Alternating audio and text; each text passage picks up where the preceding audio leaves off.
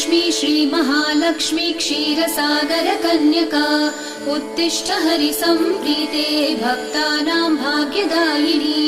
श्रीलक्ष्मी श्रीमहालक्ष्मी क्षीरसागरकन्यका उत्तिष्ठ हरिसम्प्रीते भक्तानां भाग्यदायिनी। उत्तिष्ठोत्तिष्ठ श्रीलक्ष्मी विष्णुवक्षस्थलालये उत्तिष्ठ करुणापूर्णे लोकानां शुभदायिनी। उत्तिष्ठोत्तिष्ठ श्रीलक्ष्मी विष्णुवक्षस्थलालये उत्तिष्ठ करुणापूर्णे लोकानां शुभदायिनी। श्रीपद्ममध्यवसिते वरपद्मनेत्रे श्रीपद्महस्तचिरपूजित पद्मपादे श्रीपद्मजातजननी शुभपद्मवक्त्रे श्रीलक्ष्मी भक्तवरदे तव सुप्रभातम्।